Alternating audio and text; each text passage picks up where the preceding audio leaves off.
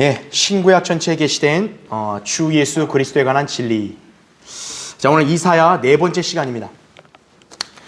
지난 시간에 이제 메시아이신 예수 그리스도께서 이제 그 사탄 적그리스도를 멸하시는 그런 예언의 말씀을 살펴보았죠, 그렇죠? 예, 이사야에 그게 담겨 있다. 자, 그러면 사탄과 적그리스도만 이렇게 멸하시냐? 그게 아니라 바로 이스라엘의 원수인 이 땅의 그런 이방 민족들, 특히 연합 민족, 오늘날 따지면 유엔이겠죠. 바로 메시아께서는 그 이방 나라의 연합 국가인 유엔을 다 진멸하신다 이거죠. 특히 유엔뿐만 아니라 이스라엘을 둘러싼 바로 그런 대적들까지 다 이스라엘을 대신해서 원수를 갚아주신다는 거죠. 그래서 복수의 날이라고 말한 이유가 그거예요. 하나님의 백성인 이스라엘을 괴롭히고 이스라엘을 이렇게 멸하려고 했던 바로 그 주변의 그런 민족들에게 하나님께서는 메시아를 통해 복수를 해주시는 거예요. 그래서 재림을 복수의 날, 보복의 날 이렇게 성경에서 명명하고 있는 이유가 바로 여기에 있는 것이죠. 자, 이사야 예언에서도 역시나 이스라엘 주변의 민족들이 다 멸망할 것이라는 그런 엄중한 경고의 말씀이 있습니다. 자, 오늘 그것을 살펴볼 거예요. 그래서 메시아이신 예수 그리스도께서 바로 그 이스라엘의 주변 민족들을 다 멸하시고 홀로 높임을 받으실 그 내용을 오늘 이제 살펴보려고 합니다. 자, 이제 교환을 보세요. 자, 이사야서에는 무려 12장에 걸쳐서 민족들에 대한 저주와 그들의 멸망을 다루고 있습니다. 그러니까 이게 그냥 단순히 한 구절로 그냥 다 내가 멸할 거야 이게 아니라 이 주변에 있는 아주 민족들을 세세하게 어떻게 이들을 진멸시킬 건가 아주 상세하게 예언해 놨다는 거죠. 그러니까 이거는 막연하거나 추상적인 게 아니라 정말로 하나님께서 그렇게 하실 거라는 거예요. 예.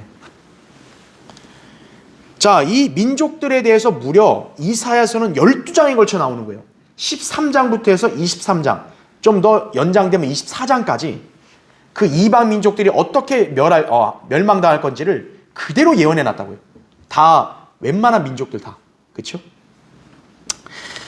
바빌론이 일단 나오죠. 13장, 14장에 보면 바빌론의 멸망을 예언하고요. 그 다음에 모압 15장, 16장에 나오죠. 그 다음에 다마스커스, 시리아죠. 17장에 나오고 그 다음에 에디오피아 강 건너의 땅 18장에 역시나 그 내용이 나오고요. 그 다음에 이집트에 대한 멸망도 19, 10장에 나옵니다. 그 다음에 바닷가 광야와 두마와 아라비아 21장에 이제 아라비아 그 나라도 멸망에 대한 예언이 나오고 그 다음에는 또 희한한 게 예루살렘에 대한 심판도 다룹니다. 어쨌든 그게 죄악으로 물들었으니까 심판은 받아야죠. 그렇죠? 예. 그 다음에 투로에 대한 것이다 라고 이렇게 나옵니다. 자, 그럼 볼게요. 첫 번째, 역사적으로는 하나님께서 주로 바빌론을 통해 왕국들을 정복하고 또 70년간 멸망케 하셨다는 사건으로 적용된다 그랬습니다. 그러니까 그 이전에 느부갓네살 바빌론 때는 바빌론이 세계 최강국이니까 그 주변 나라들은 다 바빌론에 이렇게 멸망당하고 그렇죠? 또 바빌론 세력에 다 이렇게 편입돼 버렸다라는 거죠. 예. 그러니까 역사적으로는 바빌론으로 인해서 그 주변 나라들이 멸망당할 거다 이거죠. 어떻게 그게 가능하냐? 하나님께서 이방 민족들을 다루시는 방법은 그 이방 나라가 교만하고 하나님을 대적하잖아요. 하나님이 다른 민족을 일으켜서 그 민족을 강하게 한 다음에 그 나라를 쳐버리시는 거예요. 그게 하나님의 방법이라는 거죠. 예. 그래서 우리가 잘 알다시피 뭡니까? 아시리아가 있다가 바빌론이 있다가 페르시아가 있다가 계속 바뀌잖아요. 패권이. 그러니까 하나님은 어떻게 하는 거예요? 이 나라가 거만을 떨고 하나님을 대적하면 다른 나라를 강하게 만들어서 이 나라를 치게 해버리시는 거예요. 예. 그런데 바빌론이 이제 이방인들의 그 때에서는 가장 강력한 왕국이었다는 거죠. 이방 나라들의 그 역사 중에서는. 그러니까 이 바빌론 제국이 굉장히 강성할 때 주변 나라가 멸망했었죠. 그러니까 역사적으로는 이사야의 말씀이 그렇게 적용될 수는 있어요. 역사적으로는. 하지만 중요한 거는 그 바빌론도 어떻습니까? 70년 지난 다음에는 페르시아에게 멸망당해버리죠. 예. 그러니까 하나님 앞에서 겸손하지 않고 교만을 떨면 어떻게 하는 거예요? 하나님은 그냥 강한 나라도 한 번에 어느 순간 진멸해 버리시는 거예요. 그러니까 바빌론이라고 대단한 게 아니란 얘기죠. 예. 자, 역사적으로는 그렇게 다 사실이잖아요, 그게. 그래서 이사야서에서 그 주변 민족들에 대한 멸망이 역사적으로는 적용될 수 있어요.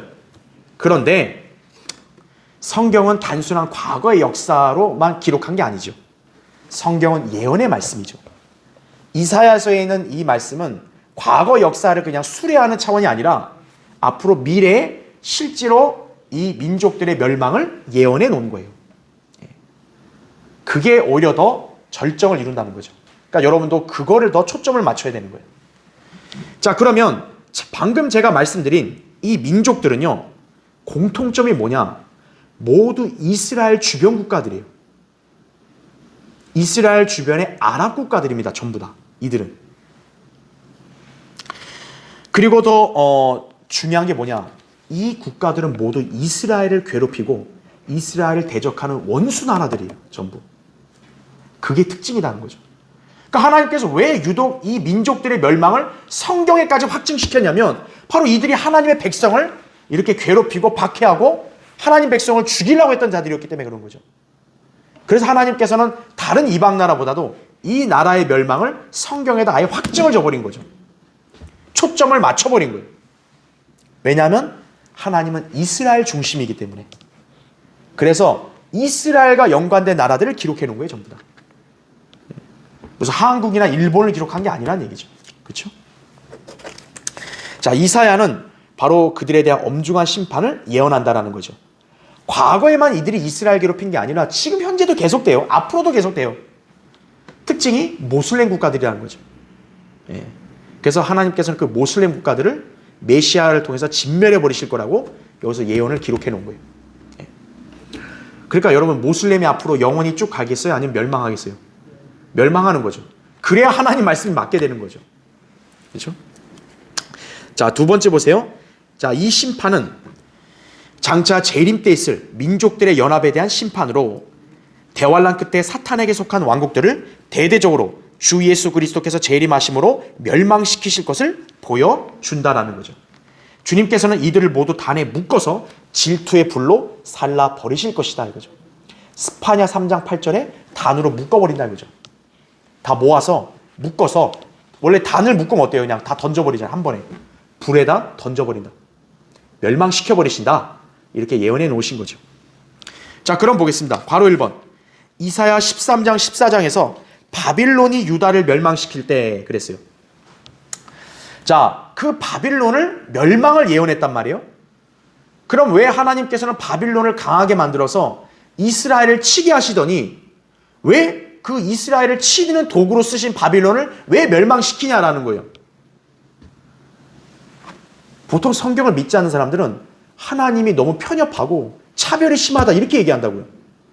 아니, 하나님이 바빌론을 써먹을 때는 언제고 이제 다 써먹으니까 버리십니까? 이렇게 하나님을 갖다가 이렇게 오도한다 이거죠. 그런데 이유가 있죠. 왜 바빌론이 하나님의 멸망에서 피할 수 없었냐? 바빌론이 겸손함으로 하나님을 두려워하는 게 아니라 교만하고 포악했기 때문에.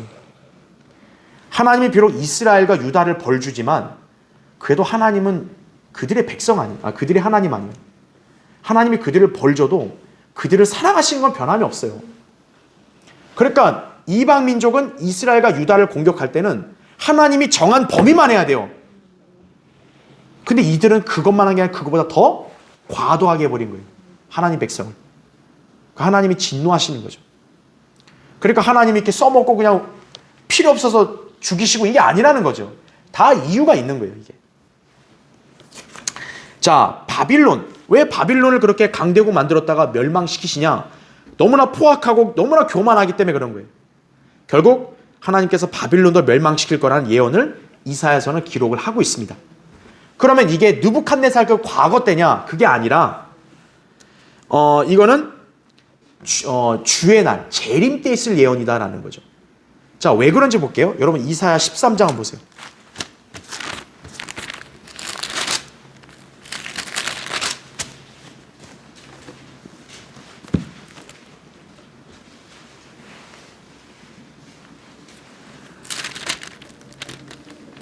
자, 이사야 13장 거기 1절 보면 아모지 아들 이사야가 보았던 바빌론에 대한 엄중한 말씀이라 이렇게 나오죠. 그러니까 바빌론에 대한 멸망을 말씀하셨는데 이게 과거 역사만이 아니라 미래 예언이라는 증거가 뭐냐면 6절을 보세요. 너희는 울부짖을지니 이는 주의 날이 가까웠습니다. 그것이 전능하신 분께로부터 멸망으로 오리라 이렇게 말씀하고 있습니다. 자, 뭐가 가까이 왔다 그래요? 주의 날이라 그러죠. 이거는 과거의 바빌론, 유다 때가 해당되는 게 아니라는 거죠. 왜냐? 이 바빌론의 멸망은 주의 날로부터 온다 했으니까. 재림 때 있을 바빌론의 멸망이다 라고 우리에게 가르쳐 주시는 거예요. 심판의 날이다 이거죠. 전능하신 하나님께로부터는 심판의 날, 재림 때다라는 거죠. 자, 그렇다면 여러분이 여기서 이 바빌론이 그러면 어떤 바빌론인지를 여러분 이제 감을 잡으시겠죠. 옛날 정치적 바빌론이 아니라 요한계시록에 나오는 바로 신비의 바빌론을 말하는 거죠. 적그리스도의 왕국과 연관된 바로 바빌론을 말하는 거예요. 종교적 바빌론을 가리킨다라고 여러분 알 수 있겠죠. 그렇죠? 예. 그러니까 여기 이사야 13장의 바빌론은 옛날 국가 바빌론이라기보다는 미래 대환란 때 적그리스도가 있는 바로 그 바빌론, 거기를 가리킨다 보시면 됩니다. 자, 그 다음에 괄호 2번 보세요. 14장 28절 이후에는 팔레스티나, 즉 필리스티아에 대해서 경고를 하고 있습니다. 그렇죠? 자, 그 땅은 불타는 것으로 심판받을 것이다 이렇게 말씀합니다. 필리스티아라면 지금 이제 그 이스라엘 땅의 그 서쪽 지역이잖아요. 그렇죠? 해안가 쪽. 그렇죠? 거기가 불타는 것으로 예언이 됩니다. 그럼 우리는 어떻게 할 수 있냐면, 자, 메시아께서 재림하셔서 이제 이 주변 민족들을 치실 때 특히 여기 팔레스티나, 필리스티아는 어떻게 되냐면 완전 불로 멸망하는 거예요. 불로 그 나라 전체가 다 불타가지고 다 멸망하게 되는 것이. 여러분 굉장히 끔찍하겠죠? 여러분 산불만 봐도 얼마나 끔찍해요. 근데 여기는 그 땅 전체가 어떤 거예요? 다 불로 불살라져 버리는 거예요. 그 다음에 괄호 3번 15, 16장은 모압이, 17장은 다마스커스, 즉 시리아가 심판을 받는 것으로 나온다 그랬습니다. 네. 전부 다 지금 이스라엘 주변 국가 아니에요. 그렇죠? 붙어있는 나라들이라고. 그 다음에 괄호 4번 18장에서는 에디오피아가 나오고요. 19장에서는 이집트가 심판을 받는다 그랬습니다. 자, 에디오피아와 이집트는 다른 나라지만 공통점이 있어요. 똑같이 나일강을 끼고 있습니다. 이집트 나일강 굉장히 이집트에서는 문명으로 되게 쳐주잖아요. 그 나일강을 중심으로 이집트와 에디오피아는 묶여 있어요. 그래서 이사야도 18장, 19장 같이 묶은 거예요. 멸망을 같이 예언했다라는 거죠. 그리고 이 두 나라는 홍해를 통해서 무역하는 등 한 문화권을 이루고 있는 나라들이다 이거죠. 그래서 하나로 취급해요 보통. 예. 바로 그런 나라도 어떻다는 거예요? 멸망한다는 거죠. 자, 그러면 동그라미 1번 보세요. 이집트는 당대 최강 대국 중 하나로서 남왕국 유다가 바빌론의 침략으로부터 보호받기 위해 이집트에 의존하는 어리석음을 범할 정도였다 이거죠. 하지만 그런 이집트도 하나님의 심판에서 예외가 되지 않는다 말합니다. 이게 무슨 말이냐면 이집트는 그 구약 성경 유대인의 역사를 쭉 보면 항상 강대국으로 늘 위상을 유지해 와요. 그래서 항상 이스라엘 백성은 어떤 심리가 있냐면 자기들이 약하면 우리 보통 약소국들이 강대국에 의존하잖아요. 그러니까 이 이스라엘 백성이 하나님을 온전히 신뢰하는 게 아니라 항상 뭐만 되면 이집트에게 기웃거리는 거예요. 이집트에 의존하고. 마치 우리나라가 옛날 그 막 중국에 의존하듯이 있잖아요. 예. 심지어 그게 어느 정도까지 심했냐면 하나님께서 이제 유다를 바빌론을 통해 멸망시키실 때 예레미야가 뭐라고 강조했냐면 이건 하나님의 심판이니까 너네 피할 생각 말고 그냥 바빌론에 종살이 하라 그랬어요. 바빌론하고 싸우지 말고 바빌론의 종살이에. 왜? 그게 하나님의 징계니까. 하나님 징계 정해졌으면 피할 수 없는 거예요. 그냥 순종하는 게 나은 거예요. 대신 너네가 그 바빌론 심판을 받으면 종살이하면 그 징계를 견디면 하나님이 니네를 잘 보호해 주시고 또 거기서 잘 살게 해주실 거다. 이게 예레미야나 선지자들이 했던 예언이에요. 그런데 그 당대 유다 민족들은 어떻게 하냐? 그거에 반대하는 거죠. 오히려 어떤 거예요? 그게 내국노다 이렇게 한 거예요. 왜? 그건 결국 뭐예요? 유다는 망한다는 거 아니에요. 망하니까 바빌론 종살이하라. 이건 망했다는 거 아니에요. 자기 나라가. 그러니까 예레미야를 미워한 거예요. 이거 죽일 놈이다 이거죠. 그러면서 오히려 거짓 선지자들이 뭐라고 선동을 하냐? 아니야. 하나님이 우리 바빌론 이기게 해준다 그랬어. 하나님이 예레미야에게 주신 말씀 뭐예요? 바빌론에게 그냥 복종하라 그랬거든요. 종살이하라. 근데 거짓 선지자들은 아니야. 우리가 바빌론 이겨. 싸워보자. 그래서 시드키야가 반역을 일으킨 거 아니에요. 결국 까불고 이렇게 대항하다 어떻게 했습니까? 시드키야가 잡혀서 자기 아들들 죽고 자기 눈앞에서 눈도 어때요? 눈알도 결국 뽑혔죠. 완전히 멸망당했죠. 예. 그러면 어떻게 하냐? 바빌론 밑에 있으면 돼요, 그냥. 그런데 그 남은 유대인들 중에서도 이제 어떻게 하냐면은 이집트로 도망가려는 거예요. 그래서 이집트가 강하니까 이집트에 있으면 바빌론으로부터 우리 안전하겠지. 하나님 말씀은 바빌론에 그냥 있으면 하나님 보호해 주신다는 건데 하나님 약속을 안 믿고 어떻게 하는 거예요? 이집트를 의지하는 거예요. 그게 믿음 없는 인간들의 특성입니다. 그게. 보이지 않는 하나님을 의지하는 게 아니라 눈에 보이는 강자한테 빌붙으려는 거예요. 그러니까 유다 백성들이 바빌론이 그렇게 강한데도 이집트한테 갈 생각을 하는 거예요. 그러니까 그만큼 그들의 심리 속에는 이집트는 강대국이라는 게 굉장히 각인돼 있었던 거죠. 이집트 강대국이었다는 거죠. 그런데 지금 이사야가 예언하는 요지가 뭐예요? 너희들이 그렇게 의존하는 이집트도 결국 심판받는다라는 거죠. 예. 결국 이집트는 이제 바빌론에게 완전히 그냥 굴복당하는 거죠. 그렇죠? 예. 하지만 그게 역사적으로만 그렇게 되는 게 아니라 결국 재림 때도 이집트도 메시아의 그런 어떤 그런 심판과 진멸에서 예외대가 될 수 없다는 거죠. 예. 동그라미 2번 보세요. 더욱이 이집트는 하나님의 능력을 보고 그 앞에 엎드리며 하나님께 예물도 가져오게 된다. 물론 이것은 예수 그리스도의 재림 때 이루어질 예언이다라고 했어요. 자, 특이한 점이 이사야는 여기에 여기 뭐죠? 이집트가요, 단순히 멸망하는 게 아니라 이집트가 오히려 하나님께 예물도 가져온다 그래요. 완전히 굴복해버리는 거예요. 그러니까 이거는 절대로 과거의 이집트가 아닌 거죠. 바로 천년왕국 때죠. 천년왕국 때 이집트는 이제 굴복하는 거죠. 예. 그래서 여러분 그 이사야 한번 볼게요. 이사야 18장 7절 보면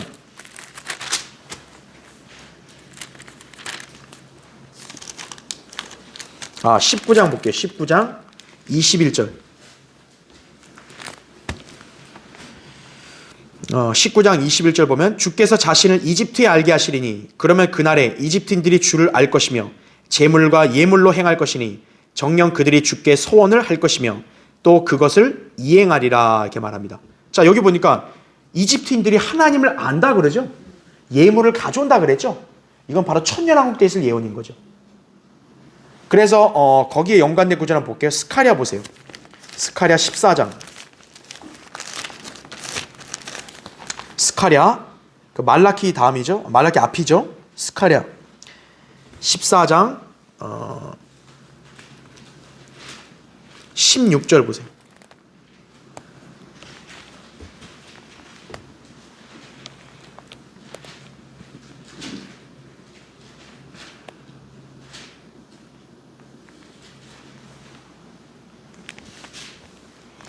자, 스가랴 14장 16절에 예루살렘을 치러 온 모든 민족들 가운데서 남아있는 자도 각기 그 왕 만군의 주께 경배하러 또 장막절을 지키려고 해마다 올라올 것이라. 땅의 모든 족속 중에서 그 왕 만군의 주를 경배하려고 예루살렘에 올라오지 아니하는 자들에게는 비가 내리지 아니하리라.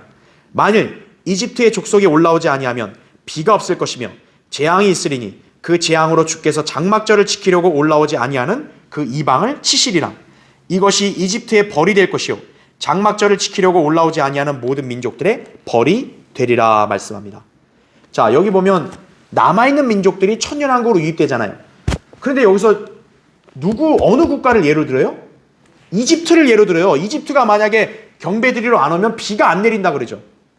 그 말은 천년왕국 때 이집트는 남아 있다라는 거예요. 메시아의 어떤 그런 주행할 때 싸우는 전쟁으로 극심한 멸망을 당해도 이집트는 그래도 남아있는 자가 있다는 거죠. 그렇죠. 근데 이제 이집트인들은 아까 우리 이사야 읽었던 대로 이제 하나님을 알아보니까 하나님께 경배드리고 예물도 가져온다라고. 이사야의 말씀이 바로 그건 거죠. 그러니까 이건 천년왕국 때 해당되는 예언이다. 이렇게 보시면 되는 거예요. 자, 그런데 특이한 점이 있어요. 여러분 거기 이사야 19장 아까 펴져 있죠? 거기 22절 보세요.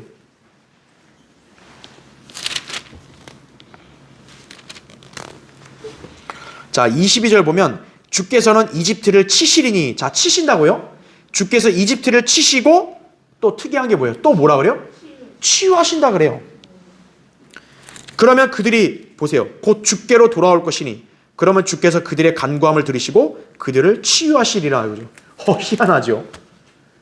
이집트가 하나님께 또 회개를 하는 거예요. 하나님 어때요? 치유해 주시는 거예요. 이집트를. 그러면 23절 보세요. 그날에 이집트에서 아시리아까지 대로가 있게 되리니 아시리아인이 이집트로 들어갈 것이며 또 이집트인도 아시리아로 들어갈 것이라. 그러면 이집트인들이 아시리아인들과 함께 섬기리라 이거죠. 이 아시리아인들까지도 들어오는 거예요. 그 다음에 거기 25절 보세요. 24절 계속 볼게요. 그날에 이스라엘은 이집트와 아시리아와 더불어 셋 가운데 하나가 될 것이며 땅 가운데 복이 되리니 만군의 주께서 그들에게 복을 주어 말씀하시기를 내 백성 이집트와 내 손으로 지은 아시리아와 나의 유업 이스라엘에 복이 있으라 하시리라. 이렇게 말씀하고 있습니다. 이 구절은요, 진짜 사실 저도 몰라요. 괜히 수수께끼 같은 구절이에요. 아니, 이집트 아시리아는 사실 적그리스도의 왕국들이란 말이에요. 예표적으로도 이스라엘을 대적한 나라란 말이에요. 근데 이들을 치셨는데 하나님은 오히려 이집트가 회개하니까 치유해주고, 그러면서 지금 이스라엘을 뭐라고 얘기해요? 이집트하고 아시리아하고 셋이 하나가 된다. 그리고 주님은 심지어 이집트를 내 백성이라고 얘기합니다. 굉장히 어려워요, 이거는요. 자, 정확히는 알 수 없습니다. 그런데 성경적인 근거를 본다면 이렇게 볼 수 있겠죠. 이스라엘, 아브라함에게 원래 하나님이 땅을 약속했잖아요. 창세기 15장 18절부터 21절 보면 하나님이 아브라함에게 내가 너의 씨에게 땅을 준다고 했을 때 그 땅의 경계를 어디서부터 어디까지 얘기했냐면 이집트의 나일강부터 저 유프라테스 강이 있는데, 어떻게 보면 아시리아 영토 영역까지 다 사실 하나님께서 아브라함에게 주기로 약속한 땅이에요.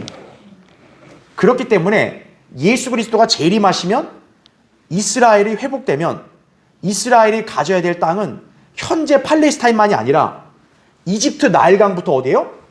저 유프라테스 강이 있는 저기까지. 예. 저기 이제 바빌론이 있었던 또 아시리아 있는 거기까지.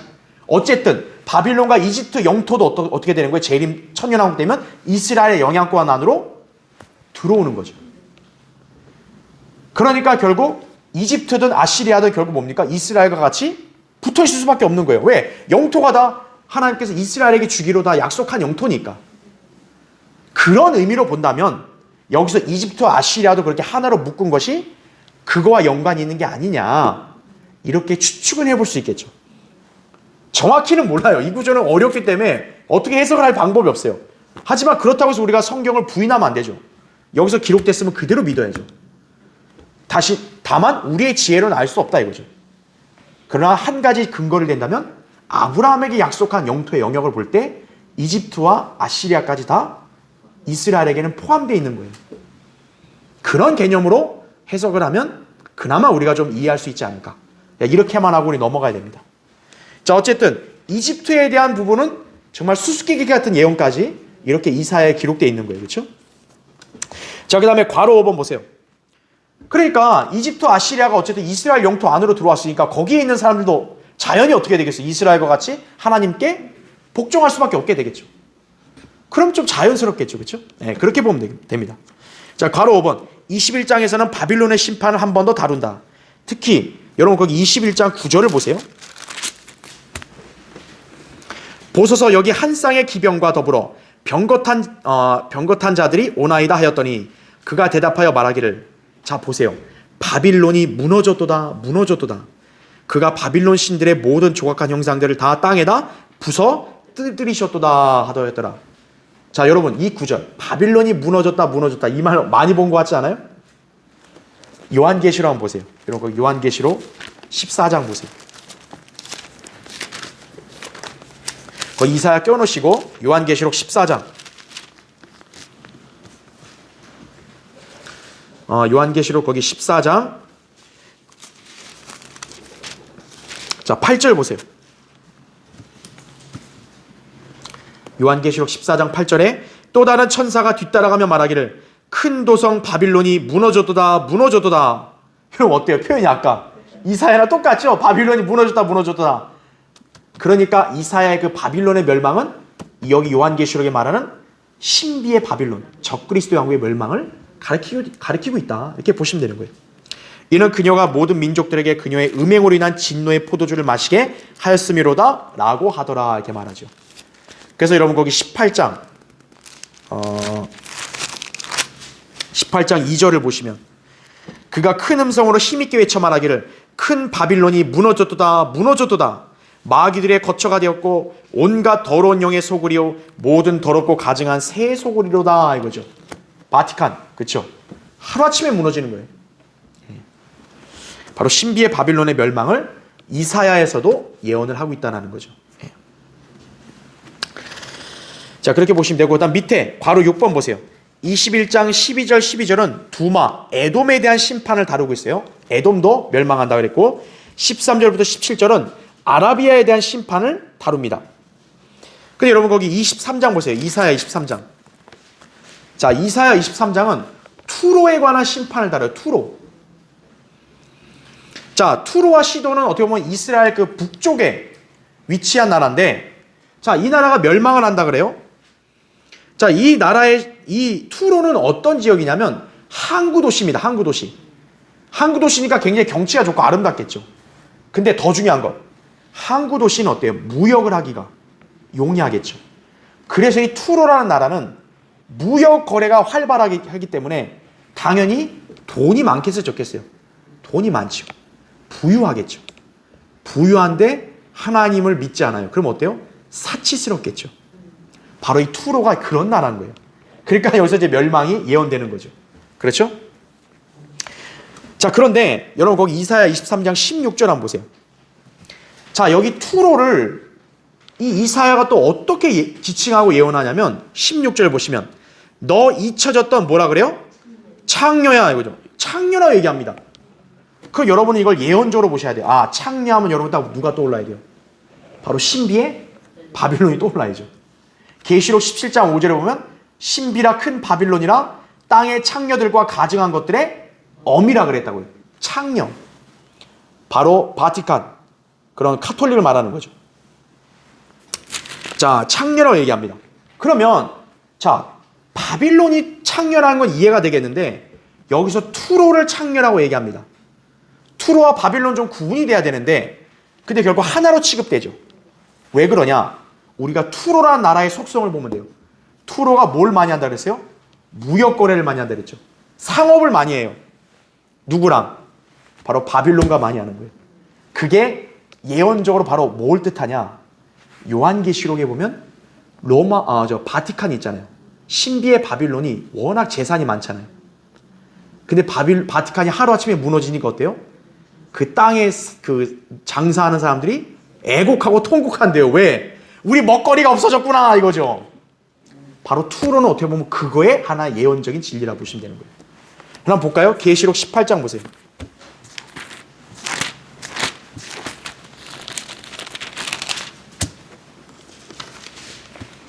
계시록 18장 18절 보세요.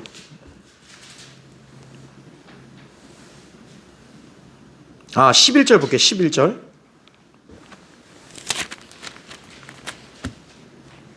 11절에 또 땅의 상인들도 그녀로 인하여 울고 애통하리니 이는 이제 자기들의 상품을 사는 사람이 더 이상 없기 때문이니라 이거죠. 바티칸이 하루아침에 멸망하는 거예요. 바빌론이 무너져요. 그런데 제일 통곡을 많이 하는 사람들이 여기 땅의 상인들인 거예요. 왜? 이 바티칸을 통해서 돈을 엄청 많이 벌었거든요. 한마디로 밥줄이 끊겼다 이거죠. 이제 팔 데가 없네 이거죠. 이 바티칸과의 상업적인 무역 거래로 수익을 얻은 사람들이 바티칸의 멸망에 같이 애곡하는 거죠. 왜? 자기들도 이제 끝장이니까. 앞으로의 멸망에 관한 예언은 바로 이거와 연관이 있다 볼 수 있는 거예요. 그래서 거기 19절 보세요. 19절.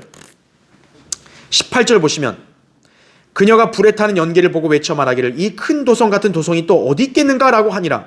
그리고 그들은 티끌을 자기들의 머리 위에 뿌리고 소리질러 울고 통곡하며 말하기를 슬프도다 슬프도다 큰 도성이여 바다의 배를 가진 모든 자가 그녀의 값진 상품으로 치부하였는데 일시에 그녀가 황폐하게 되었도다 라고 하니 이거죠.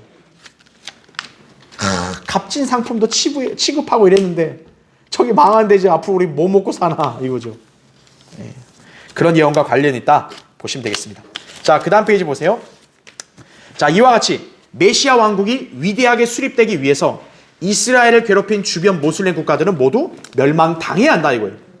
이 심판은 이사야 당대에 있었던 일이 아니라 재림 때의 예언이며 한 걸음 더 나아가 적그리스도의 왕국, 즉 마지막 때의 신비의 바빌론에 대한 예언이다라고 보시면 됩니다.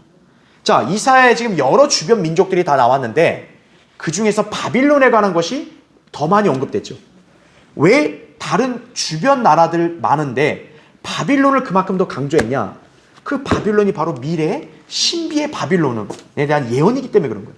적그리스도와 가장 밀접한 게 바로 바빌론이기 때문에 그런 거예요.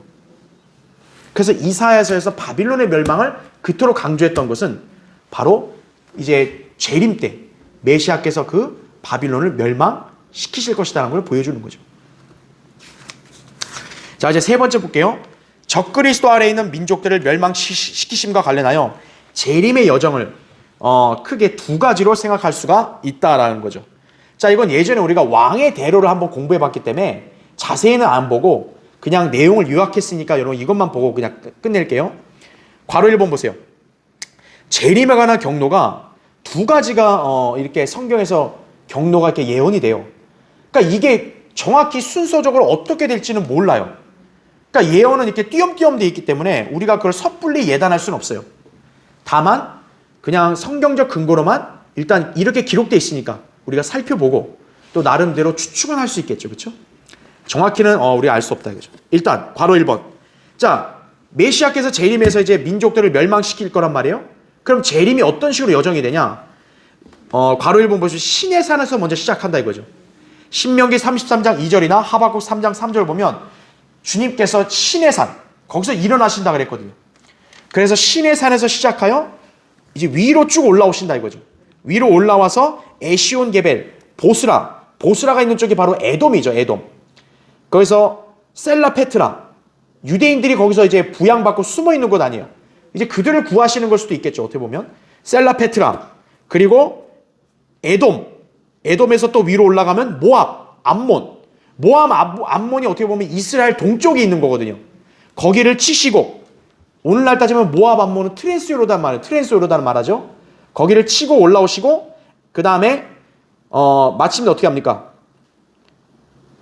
여리코, 거기 이제 그 헤스본 디몬을 거쳐서 요단강을 건너죠. 그렇죠? 요단강 건너서 이제 여리코로 들어가서 이제 마침내 예루살렘에 그 이제 당도하신다라는 거죠. 올리브산에 내리시고 예루살렘 성전에 좌정하시는 것이다 이거죠. 이게 첫 번째 재림의 여정이에요. 이걸 한번 제가 그림으로 좀 이렇게 보여드리면은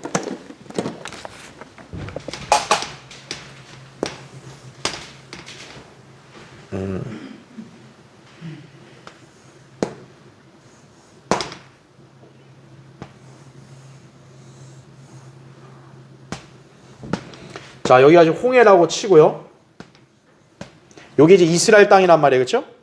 여기 이스라엘 땅인데 여기가 이제 시돈, 또 투로, 그리고 여기 다마스커스, 시리아죠 여기가. 그렇죠? 이게 이제 요단강. 그 다음에 이제 여기가 이제 무기또. 여러분 무기또가 이제 아마겟돈 아시죠? 이 지역이고, 그 다음에 여기가 이제 예루살렘. 그 다음에 여기가 이제 가자 지구 우리 많이 들어봤잖아요, 그렇죠? 그 가자 지구.